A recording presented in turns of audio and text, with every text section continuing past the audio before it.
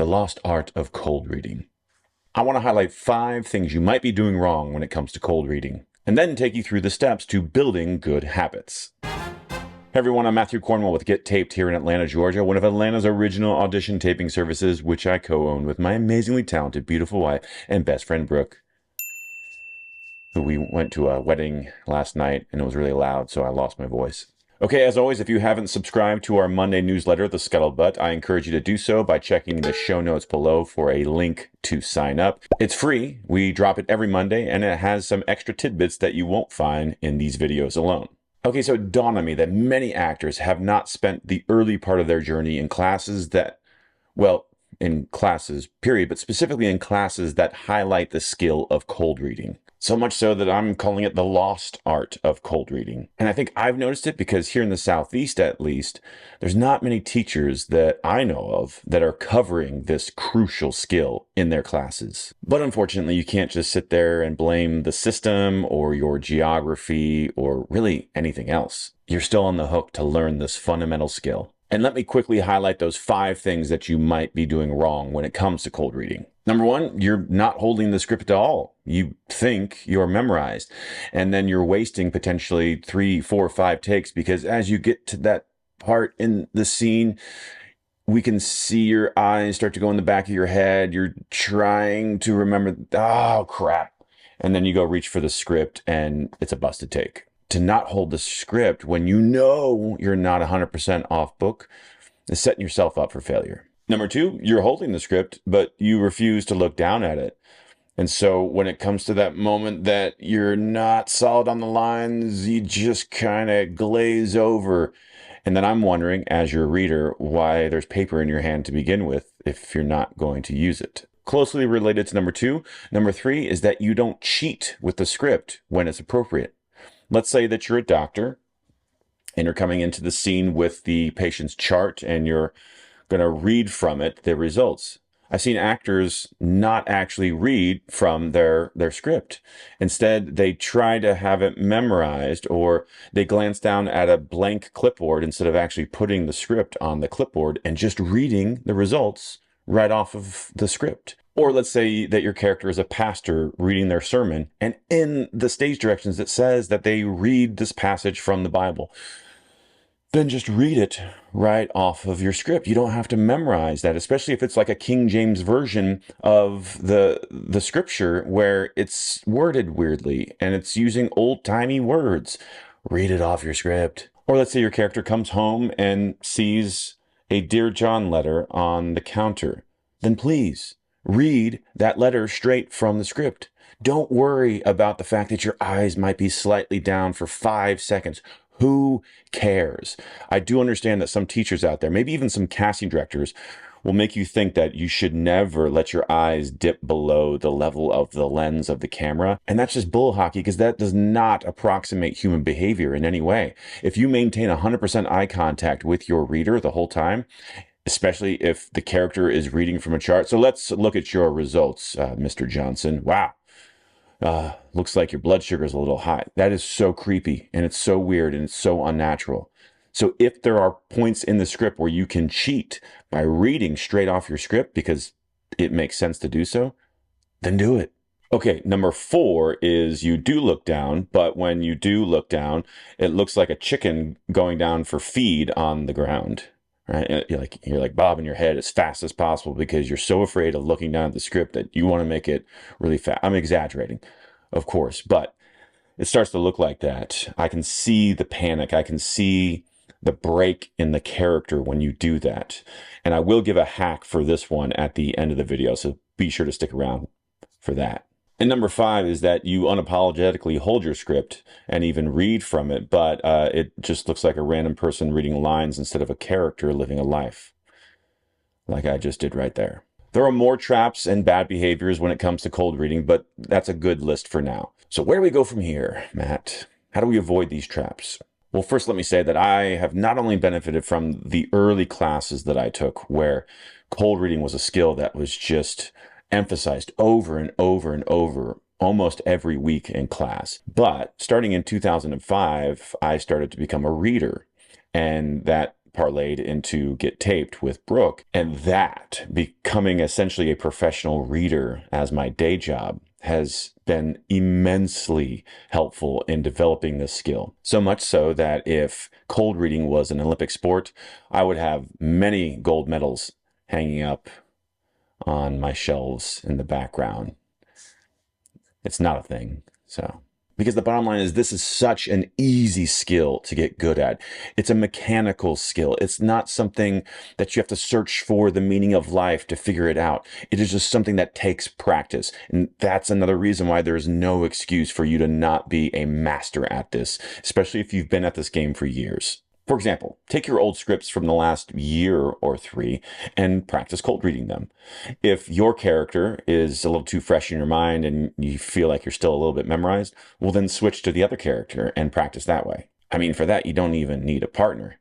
Having a partner, another actor to cold read with, of course, will be a lot more helpful, but you got to start somewhere. And now let's continue by walking through the journey of cold reading from day one to becoming a gold medal winner.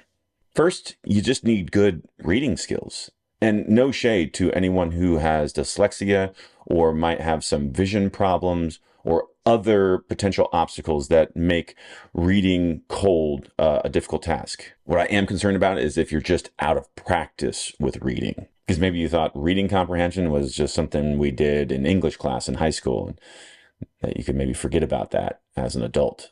But here's the thing, you must be able to read casual dialogue straight off the page and have it look natural and not look like you're breaking character. Now, I said casual dialogue because unless you have a medical degree, then reading medical jargon or law jargon or any other type of jargon is difficult and takes more intention, it takes more brain power, it takes more practice. But for the bulk of the dialogue you will encounter in this journey as an actor, it will be of the casual variety. It will be conversational, and that's the dialogue that you need to be comfortable just pulling that straight off the page without it breaking the flow, without it making it look like you've stepped out of character. So again, you need to be comfortable just reading that out loud and it sounding normal. After you get comfortable with just reading out loud, well, then you need to start getting comfortable not keeping your head buried in the script. Try taking a brand new script with a fellow actor, something that you're ice cold on,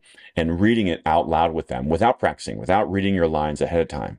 And while they're reading their lines, see if you can actually hear a couple of their words of dialogue. That is, without you reading along every word that they're saying. Seems ridiculously simple, but when you are ice cold on the script, there's going to be this burden, this pressure on you to make sure that you don't miss your cue line. So the temptation will be the entire time to keep your head buried in that script. But here's a pro tip. Scan their paragraph. Let's say they've got 3 or 4 sentences before your next line. Look at their last sentence. Look for a key word in that last sentence that will stand out when you hear it. Just lock that into your short-term memory and now try to engage them as they go through that little paragraph and pretend like you're listening, because maybe at this point in your journey, you're not actually listening. You're just waiting for that cue word, but at least you're out of the script. And that's a good next step in this cold reading journey, is to go from reading along, reading out loud, to now being able to at least pretend like you're engaged with the other character as you hear that cue word, and now you're ready for your next line of dialogue. So up to this point, this has been a mechanical process of reading silently, reading out loud, then getting better at pretending to listen to your partner and waiting for that cue word in their final line of dialogue so that you can say your next line of dialogue. There's really not a lot of acting involved just yet. And you need reps to get good at this mechanical skill. I don't mean like a dozen reps. I mean like hundreds of reps. Working at a taping service, of course, has helped me immensely. But you can do things like sign up to be a reader on We Audition. The bonus is that if you get good and are enjoying that, then you can actually get paid to be a reader. Maybe you start to volunteer to be the reader for fellow actors that you know, taping out of their homes. Or you could find a local writers group and offer to come to table reads so that you can get practice reading scripts cold out loud. And it benefits these writers who have never heard their words spoken out loud, perhaps. The point is that there are many ways that you can get these reps in for free or maybe even getting paid to do it if you sign up to be a reader on We Audition. So once again, there's no excuse for you not getting better at this crucial skill. Because as you make this mechanical skill more and more comfortable, more and more second nature, well, then it frees up mental resources. And this is a crucial transition because this is where you can actually start to internalize your character. You're not just thinking of the words, you're not just reading the words, you're starting to feel the intent. You're starting to build that character. Yes, on the fly. Because I'm talking about worst case scenario where you're handed a script. This happened to me once 15 years ago. I went to audition for a short film, student films type situation, and I was asked to bring a monologue, prepared monologue. I did my monologue. The writer hands me a 3-page script for this short film and just says, okay, let's go, let's read. So I was ice cold. I didn't even know the context. I didn't know what was happening, where this was taking place. They just wanted me to start reading. Right, meow. So I'm trying to prepare you for that worst case scenario where you have really no time to research your character, to think about your character. Maybe you're at a callback and they say, you know what, I want to have you read for this other character. And they give you seconds or maybe minutes in the waiting room to go over these new scenes, but you really don't have a lot of time to do your normal prep. And so that's where this skill, again, can become so crucial to your success as an actor. So again, if you can get the mechanical skill to start to fade into the background, then you'll internalize the character more. You'll actually be able to listen to the reader and process what you're hearing and not be so distracted with, what's my cue line? Oh, there's that word. Okay, here comes my line. Now I'm talking. Now I stop talking. Now they're talking, right? You can move past that mechanical transaction into something that is art. And to be clear, if you're keeping track, nowhere at this point in the journey have you started to memorize your lines. Imagine being given a 4-page scene and you're given about 3 seconds to look at it, to maybe look at the opening stage direction, to see where it takes place, to maybe scan how many lines you have on that first page. But that's it. You jumped straight into the first performance. Welcome to Get Taped. That's what I and my staff do every single day when we're reading with you. We are given the script right there in the moment. And sometimes, yes, you've sent the script ahead of time. Spoiler alert, we don't have time to be spooling up on your script before your appointment. So almost always, as I'm walking back with you into the room, I'm looking at that script for the very first time. Sometimes actors don't even send us the script ahead of time, so they just hand it to me in the moment. And so it's truly ice cold. I'm looking at it as I'm listening to the actor kind of fill me in. But then essentially we either go right into a rehearsal or a recorded take, and I've got no time to prepare for this. But rest assured, Brooke, myself, and everyone else that get taped have been doing this long enough that even ice cold like that, we're going to give you the appropriate choices for our character to help your character on that first take. There are times where there will be small hiccups, but rarely do we do anything on that first take that requires a second take because of some sort of error on our part. And so, if you followed me on this journey of cold reading and you've taken the time to build this skill and you've gotten those reps in, then it can actually make auditioning, especially when you've got a very limited time to get this tape turned in, it can make it fun again. Or maybe for the first time, it suddenly becomes fun. You're no longer under the pressure of, I gotta memorize these lines. I gotta be perfect. I gotta. And you start getting curious about being creative, about being the character, and it's fun. And you won't be thrown off when you're suddenly presented with new dialogue at the callback or on set, because it will happen at some point in your career.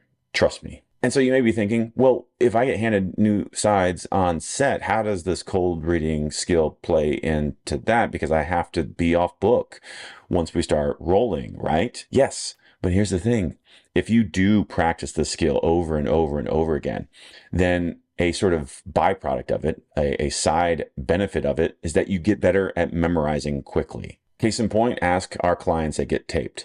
By the third take, I'm usually 80 to 90% off book with my character or characters. Sometimes 100% off book if there's no large chunks of dialogue for the reader. That skill has been invaluable to me when I'm under pressure on set and have been given new lines or just any sort of script changes. So hopefully I built a case for how important cold reading is. But before I let you go, I do want to highlight that hack I mentioned for combating the sort of chicken bobbing its head when you're going down for your next line.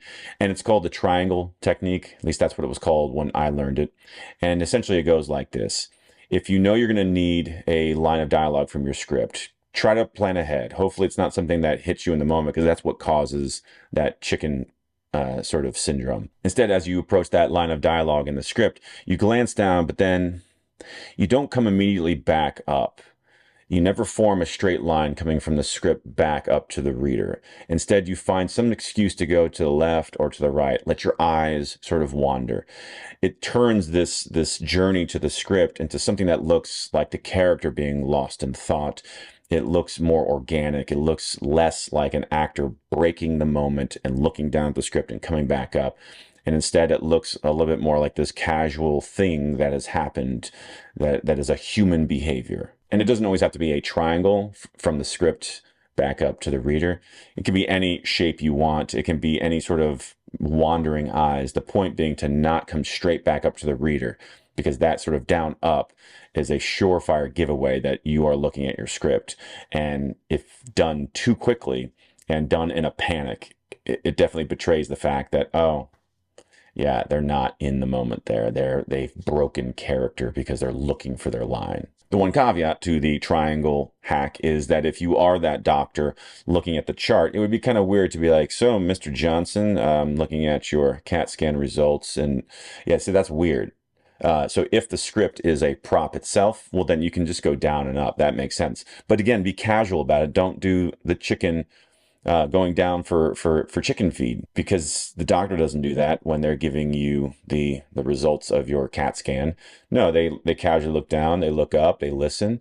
So whether or not you're going to use the triangle technique, it's really about developing a comfort level, holding your script and not letting it feel like a liability, but instead trying to now incorporate it into your world of that character and use it when you need it, maybe anticipate it. Bottom line, you can't get to that point unless you put the time in, you put the reps in to get comfortable with cold reading. Okay, as always, there's so much more to cover on this topic, which is why I encourage you to get into a class that will focus on this skill, or get together with a group of actors and start to do this with each other and find ways to get the reps in so that you can start to develop this crucial skill of cold reading. All right, if you have thoughts, please drop a comment below. That's it for now. Thanks for watching, and we'll see you on set.